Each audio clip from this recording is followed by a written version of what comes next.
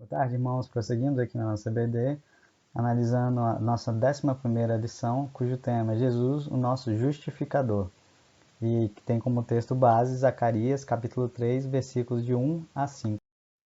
Isso se insere no nosso objetivo geral, que é ver a pessoa de Cristo sendo revelada e anunciada no Antigo Testamento.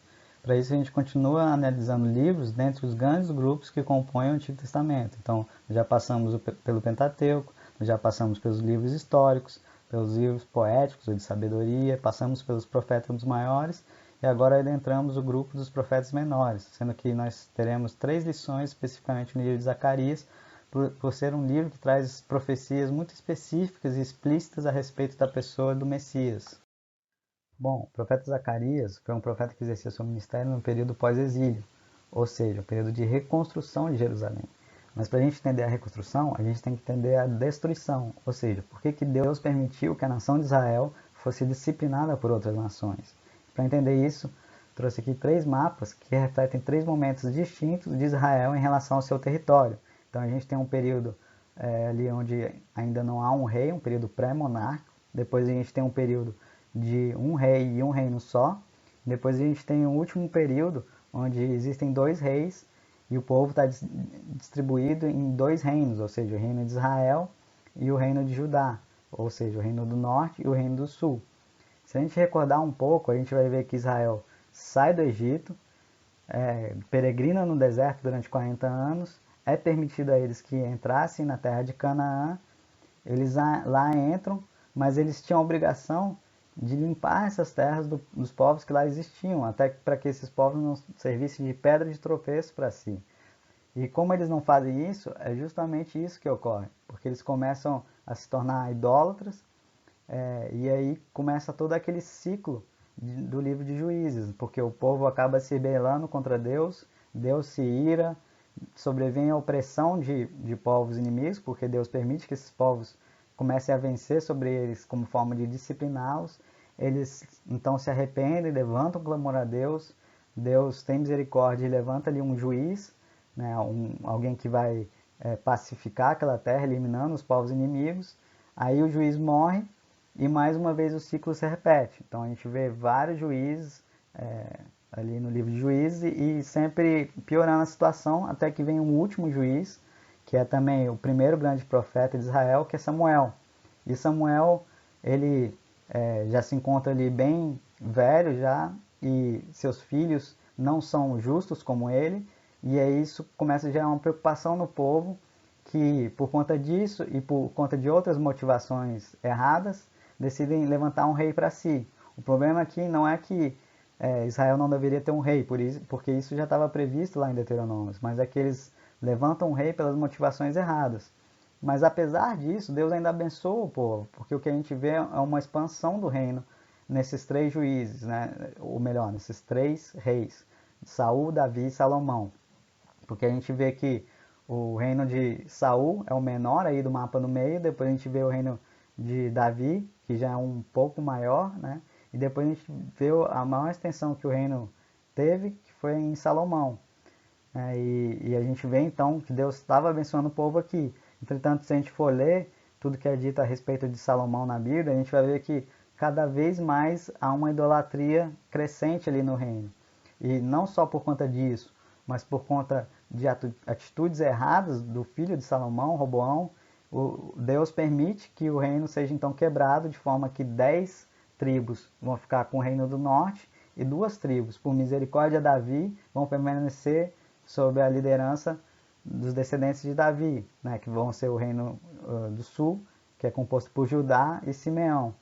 E o que a gente vê é já um início de juízo de Deus, não só na quebra desses reinos, do reino, né, em si, mas também na diminuição do tamanho do reino, porque se a gente olhar no mapa mais à direita, a gente vai ver que a maior cidade ali do norte é Dan.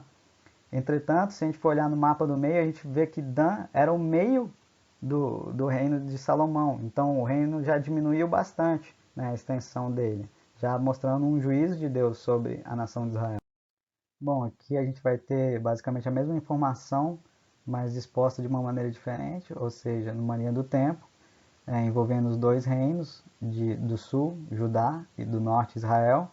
mas também trazendo a questão dos profetas e das nações ou impérios que foram usados como disciplina sobre Israel. Então a gente tem esse período inicial de reino unificado, né, em verde.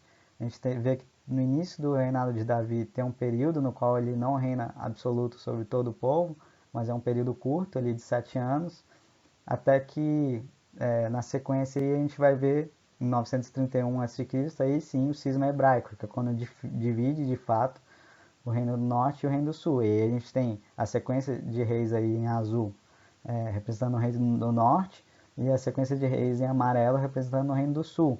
E a gente já vê que no início dessa divisão aí já começa a haver a ascensão do Império Assírio, que é um império que vai ultimamente ser usado por Deus para disciplinar o reino do norte.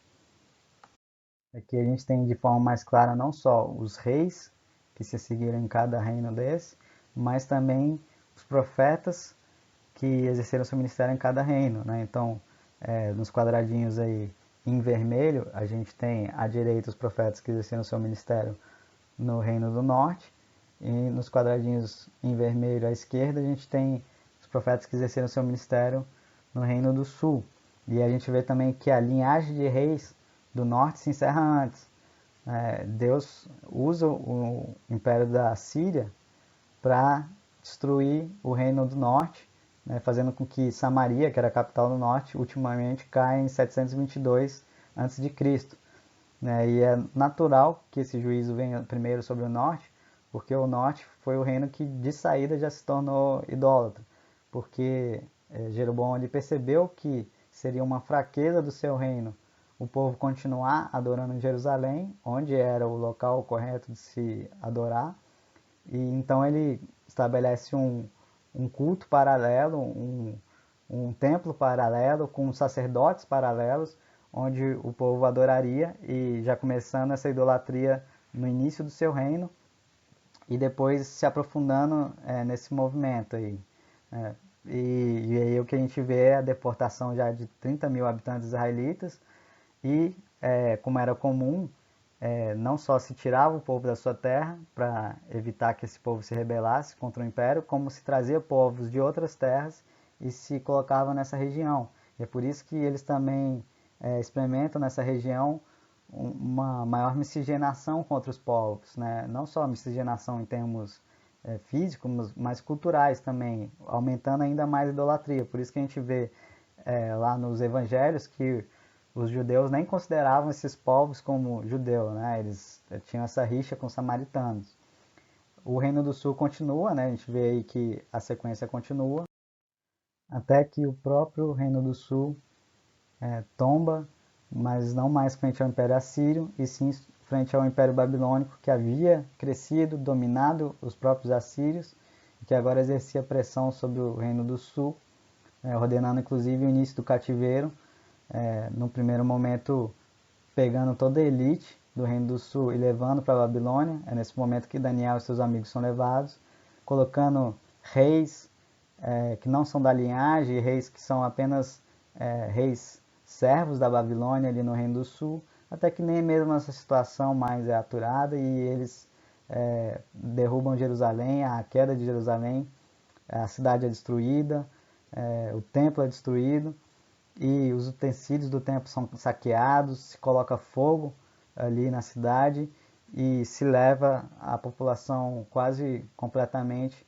para o Império Babilônico, ali para a Babilônia, até que surge um outro império, que é o Império Persa, que domina o Império Babilônico, e como foi previsto pelo profeta Isaías, dentro desse império surge um governante chamado Ciro, que faz um decreto, um édito, permitindo que parte do povo retorne para Jerusalém para reconstruir o templo e a própria cidade. É nesse contexto que Ageu e Zacarias exercem seu ministério, ambos focados na reconstrução do templo, embora com motivações diferentes. Então, o que representou esse exílio, essa destruição de Jerusalém? Isso mostrou que finalmente Israel recebia a sua disciplina. Depois de anos ignorando os alertas proféticos, Deus tinha permitido pestes, guerras, e fome, mas Israel não tinha se voltado para Deus. Deus tinha permitido crises políticas, mas não foi suficiente para Israel se voltar para Deus. Deus tinha permitido isolamento, cercos, né, nas cidades, mas não foi suficiente para Israel se voltar para Deus. Deus tinha permitido crises econômicas, né, inflação, desabastecimento durante os cercos, mas não foi suficiente para Israel se voltar para Deus. Pelo contrário, o que a gente via era um crescimento da idolatria, da corrupção, da imoralidade, né? Juízes se tornavam fraudulentos, sacerdotes passaram a agir como falsos pastores, se entregando a eles mesmos ao paganismo. Falsos profetas diziam ao povo somente o que eles queriam ouvir, né? A gente vê Jeremias enfrentando essa opressão dos falsos profetas, até que a morte atingiu não só o presente, mas a própria esperança, porque aquilo onde eles colocavam toda a sua esperança, toda a sua confiança, que era no templo, havia sido destruído. Jerusalém finalmente cai frente ao Império Babilônico. A cidade e o templo foram arrasados e saqueados, e o povo foi separado da sua terra, da sua cultura, do seu local de culto. Eu trago aqui até algumas imagens para a gente ter uma ideia de como foi esse momento. Então, à esquerda e ao alto a gente tem a destruição do templo, fogo pegando ali à esquerda, pessoas sendo atiradas ali em cima do altar, alguém com menorá, que era um utensílio do templo, nas mãos ali, que era aquele candelabro de 7 para 7 velas ali. A gente vê pessoas mortas ao chão, a gente vê aí as pessoas saindo de Jerusalém, né, sendo obrigadas a sair. A gente, inclusive, no profeta Ezequiel, quando a gente lê aí do Vale de Ossos Secos, é porque tinha vários lugares, vales mesmo, onde se acumulavam corpos ali nessa saída, pessoas que morriam na caminhada ou simplesmente que morreram lutando eram juntados nesses vales e que, de modo que ficavam ali ossadas humanas mesmo. A gente vê à direita ali a própria Jerusalém pegando fogo, né, vista como se fosse de noite. Então foi um momento muito ruim, e depois disso ainda de experimentar o exílio, ficar como escravos, como sem ter direito a fazer várias coisas dentro desse império babilônico. Bom, e o que representou esse retorno e essa reconstrução de Jerusalém 70 anos depois do início do cativeiro? Bom, foi um momento agridoce. Por um lado, havia a doçura da possibilidade de retornar, mas por outro, havia a amargura do fato de que o retorno era para um local em ruínas. Vários foram desterrados e destituídos das suas posses, o templo estava destruído, a expiação, ou o dia da expiação, já não era realizado há 70 anos, o trabalho era duro, a terra estava desolada, havia muita oposição de povos rivais que viam com maus olhos o retorno de Israel. Quando o novo templo é construído, inclusive, os antigos choram, porque a glória desse novo templo é inferior à do templo anterior. E há ainda o grande obstáculo no caminho de todo sonho, que distorce todos os nossos programas, que condena todos os nossos planos, confunde nossas promessas, que é o pecado. A culpa desse pecado, o poder desse pecado sobre nós, a sua contaminação, né, a morte que ele traz à pessoa, tanto espiritual quanto física, e a própria cultura, o próprio reino, as próprias instituições sociais. Havia muitas dúvidas no ar. É nesse contexto que Zacarias exerce seu ministério. E assim como Ageu, o profeta contemporâneo dele, ele também exorta o povo a seguir com a reconstrução do templo. Porém, ele exorta o povo com uma motivação distinta. Enquanto Ageu está focado nos aspectos externos da fé, chegando inclusive a exortar o povo por eles estarem gastando mais tempo e recursos na reconstrução das suas casas do que na reconstrução da casa de Deus, Zacarias ele vai focar na esperança que havia da vinda do Messias e como era necessário para o cumprimento do plano redentivo de Deus que se reconstruísse o templo. Ou seja, o foco dele é na promessa de redenção. Mas vamos então ao texto aqui para ver o que ele nos informa. Zacarias 3, versículos de 1 a 5. Deus me mostrou o sumo sacerdote Josué, o qual estava diante do anjo do Senhor, e Satanás estava à mão direita dele, para se lhe opor. Mas o Senhor disse a Satanás: O Senhor te repreende, ó Satanás. Sim, o Senhor que escolheu a Jerusalém te repreende. Não é este um tição tirado do fogo? Ora, Josué, trajado de vestes sujas, estava diante do anjo. Tomou este a palavra e disse aos que estavam diante dele: Tirai-lhe as vestes sujas. A Josué disse: Eis que tenho feito que passe de ti a tua iniquidade, e te vestirei de finos trajes. E disse eu: Ponham-lhe um turbante limpo sobre a cabeça. Puseram-lhe, pois, sobre a cabeça um turbante limpo, e o vestiram com trajes próprios, e o anjo do Senhor estava ali. Bom, do que esse texto está falando? Esse texto ele é parte da quarta visão de Zacarias, de um total de 8 visões, sendo que todas essas visões apontam para o plano redentivo de Deus e as implicações espirituais desse plano redentivo. Aqui a gente tem como se fosse um tribunal divino, né? Sendo que a gente tem alguns personagens principais.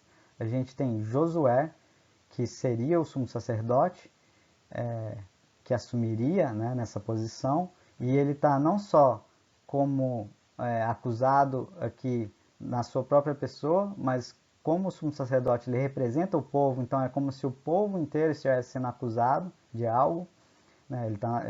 Ele e o povo estão na condição de réu. Nós temos Satanás aqui como acusador do povo, né? Ele está na função de advogado de acusação, e o próprio nome Satanás significa acusador. Então, quando o texto fala que Satanás se opôs, ali é como se tivesse o acusador acusou. A gente tem a figura do anjo do Senhor, e a partir não só de textos do próprio livro de Zacarias, como à luz de toda a Bíblia, a gente entende que esse anjo do Senhor é Cristo, a segunda pessoa da Trindade, porque em vários textos há uma identificação absoluta entre o anjo do Senhor e o Senhor, de tal modo que vários personagens bíblicos acabam até respondendo ao anjo do Senhor como se ele fosse o próprio Senhor. Mas ao mesmo tempo há uma diferenciação em termos de função. Então por isso que a gente entende que esse anjo do Senhor seria a segunda pessoa da Trindade, o próprio Cristo antes da sua encarnação. E aqui ele está na figura de advogado de defesa do povo e do sumo sacerdote. E aí a gente tem o Senhor, ou Deus Pai, a primeira pessoa da Trindade, na função de juiz. E qual que é a acusação que é feita a Josué e ao povo? A acusação que é feita é de que Josué estava trajando vestes sujas. A gente vê isso no versículo 3. Embora o que há ali é uma constatação e não uma acusação propriamente, porque não é permitido que Satanás fale nesse tribunal, mas a gente entende que a acusação seria baseada nesse fato. Por quê? Porque essas vestes sujas, elas estão denotando o pecado que havia em Josué. Elas estão apontando para a falta de capacidade dele oficiar, espiando o pecado do povo, pelo fato de que ele próprio era pecador, de que ele próprio estava sujo, de que ele próprio era injusto e iníquo. E, inclusive, a palavra que é usada para sujas é a mesma palavra que é usada lá em trapos de imundícia, em Isaías, que é algo extremamente sujo, algo sujo de sangue, sujo de restos humanos, algo asqueroso, nojento. Então, dando a total ênfase aqui sobre a pecaminosidade de Josué e inclusive do povo também. E a acusação que é feita não é só no sentido de que ele está sujo, que portanto ele não poderia assumir, não é como se simplesmente estivesse ingressando ali no STF com uma medida para que Josué não assumisse, mas ele também está acusando o povo e Josué em relação à sua própria salvação, porque ele está dizendo, pecadores não limpam pecadores, alguém sujo não limpa pessoas sujas. Não tem como Josué realizar a expiação do povo, sendo que ele próprio é sujo. Então, o que a gente vê é o que Satanás faz ao longo de toda a história. Ele está tentando impedir a salvação do povo, vindo com essa acusação que, embora seja verdadeira, ele faz por motivações erradas. É curioso que a gente vê que Satanás ele sempre age com essas duas faces, Ele acusa o povo diante de Deus, mas ao mesmo tempo ele vem ao povo e diz que Deus não é digno de confiança, Então é interessante isso. Mas é dito no texto que Satanás está à mão direita de Josué, então é como se ele estivesse numa posição onde o pleito dele é válido, embora ele tenha feito isso pelas motivações erradas, a acusação dele é válida porque, de fato, Josué, e não só Josué, como todos nós somos pecadores. É interessante que Josué ele permanece calado. É como se ele entendesse que, de fato, a acusação que lhe foi dirigida, ou que lhe seria dirigida, era verdadeira. Ele estava com vestes sujas. Ele era pecador, homem indigno, homem que não merecia a graça de Deus, injusto, assim como era o povo, assim como somos todos nós na nossa condição natural.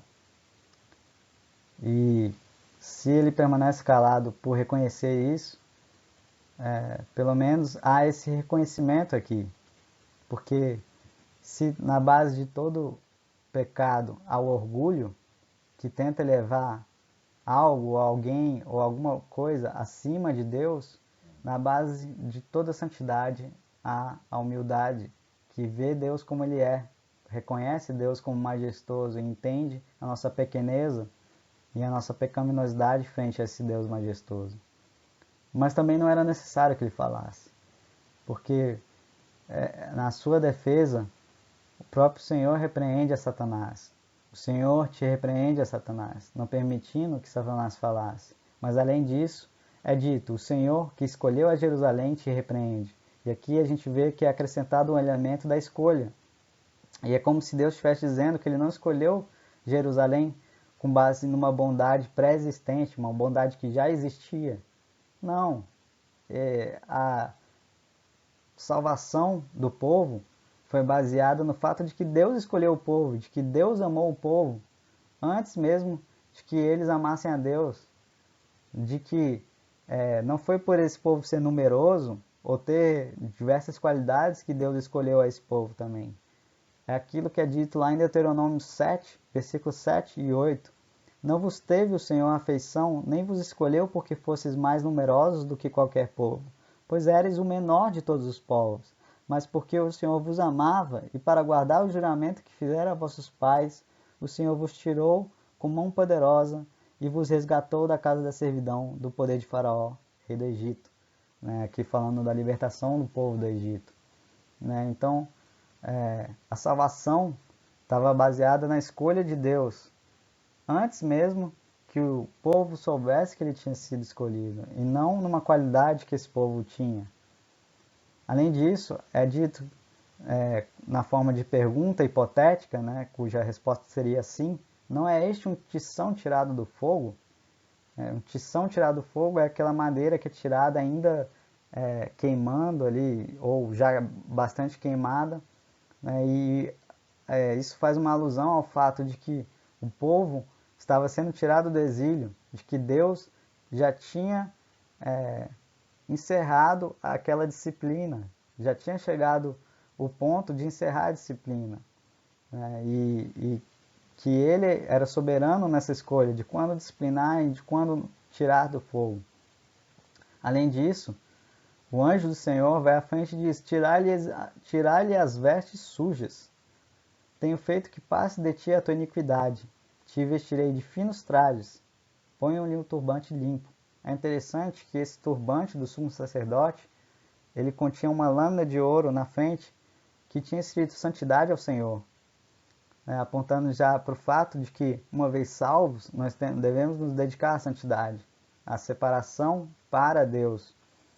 Mas é interessante aqui que Cristo ele ordena que tirassem as vestes sujas deste homem e que tirasse a iniquidade dele, passasse dele a iniquidade, que se vestisse ele de finos trajes. Mas ele não diz quem pagaria por isso, porque o pecado continuava existindo e era necessário que se satisfizesse o preço do pecado. O preço do pecado, o salário do pecado é a morte. Quem pagou esse preço? A questão que se coloca aqui é que há pecado, tanto em Josué quanto no povo. E se Josué é pecador, como ele pode espiar o povo? Como ele pode substituir o povo? Não há como fazer isso. É necessário que houvesse um sacrifício maior, é necessário que houvesse um sumo sacerdote maior. A questão aqui é que se coloca lá em Hebreus de maneira mais clara. a não ser que esses sacrifícios daquele tempo simplesmente apontassem para algo maior, eles não tinham validade nenhuma, né? E pegando aqui a metáfora que existe nesse texto de Zacarias, né, a gente poderia colocar isso de outra forma. O que Jesus fez com as nossas vestes sujas? Porque ele tirou as nossas vestes. Mas o que aconteceu com elas? E quando a gente lê 2 Coríntios, capítulo 5, versículo 21, a gente entende o que ele fez com elas. Porque é dito o seguinte: aquele que não conheceu o pecado, ele o fez pecado por nós, para que nele fôssemos feitos justiça de Deus. Ele vestiu as nossas vestes. Ele pegou essas vestes sujas, essas vestes encardidas do nosso pecado, e ele vestiu-se fazendo ele próprio pecado, se fazendo ele próprio maldição naquela cruz, para que nele fôssemos feitos justiça de Deus, para que nós pudéssemos vestir a sua justiça e sermos vistos como justos diante de Deus. Essa é a resposta de Cristo a todas as acusações de Satanás. E essa resposta é corroborada pelo próprio texto de Zacarias, porque se a gente seguisse no texto, a gente veria que no versículo 8 é dito que o renovo do Senhor viria, o servo do Senhor viria. E não só isso, é dito que viria a pedra, fazendo uma menção à rocha que há em Cristo. Mas mais do que isso, é dito que o Senhor dos Exércitos tiraria a iniquidade dessa terra num só dia, através dessa rocha. Então aqui a gente vê algo apontando para Cristo, né? Apontando para a justificação que há em Cristo, para esse ato pontual que é feito num só dia, que foi feito naquela cruz, que permite que nós sejamos vistos como justos diante de Deus e tenhamos paz com Deus. Bom, como a gente falou de eleição, falou de justificação, achei interessante trazer esses passos da vida cristã, que são chamados na teologia de Ordo Salutis, ou ordem da salvação, embora não seja uma ordem assim no sentido de que um sucede ao outro. Não, todos esses passos são interdependentes e muitos deles ocorrem no mesmo momento. É mais uma divisão didática.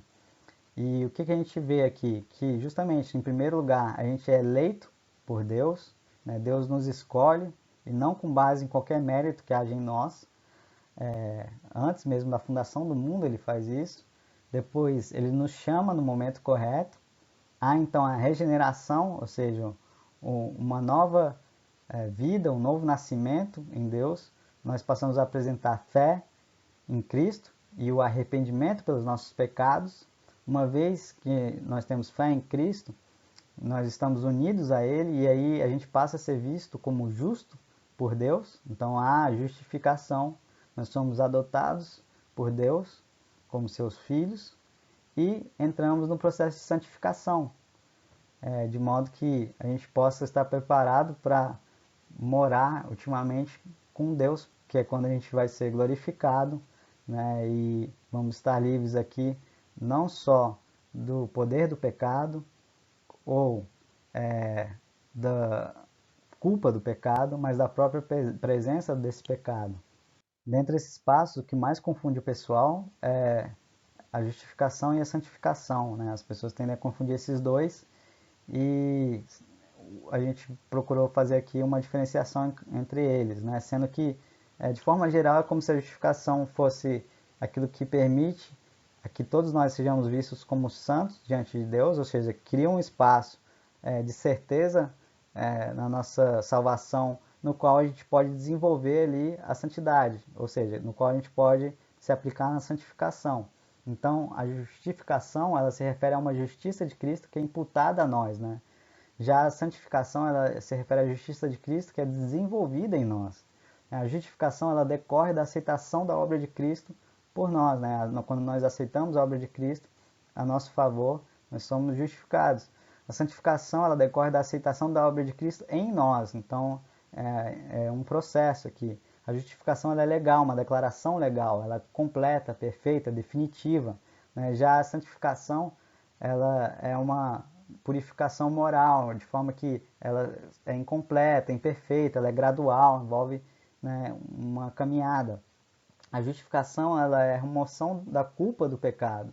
E a santificação está relacionada à remoção do poder do pecado. Cada vez mais que eu me santifico, eu vou me tornando mais forte para resistir ao pecado, né?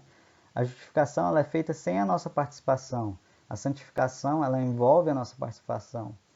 A justificação ela é fundamento na nossa paz, porque se você é visto como justo diante de Deus, então você há de perseverar até o último dia, né? A santificação ela é a base da nossa pureza. A justificação ela é recebida, né? Há uma declaração legal de que você é justo. Já a santificação ela é desenvolvida. A justificação ela é instantânea, é pontual. Né? A santificação é um processo. Né? Na justificação, Cristo ele é nosso substituto, né? Enquanto na santificação, Cristo é nosso exemplo. Né? É aquela questão de desenvolver o caráter de Cristo. Bom, e o que nós aprendemos e podemos tirar como aplicação dessa lição, né? Em primeiro lugar, a gente aprendeu algo a respeito da natureza do pecado. A gente aprendeu que o pecado, antes de tudo, ele gera uma cisão entre nós e Deus, né? Que a partir dessa cisão, a gente começa a experimentar destruição em todos os nossos relacionamentos, seja com o nosso próximo, seja com este mundo, seja com nós mesmos, né? No ponto de vista psicológico, e que isso vai levar a outras consequências danosas para a sociedade, para o nosso meio, para os nossos familiares como um todo, né?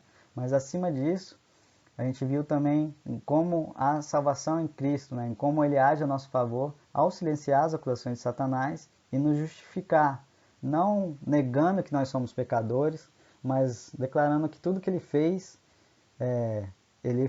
de modo perfeito e fez em nosso lugar e para o nosso benefício, e possibilitando assim a nossa salvação, a nossa justificação, a nossa certeza da fé, que permite que nós nos santifiquemos e que tem como consequência natural até o evangelismo.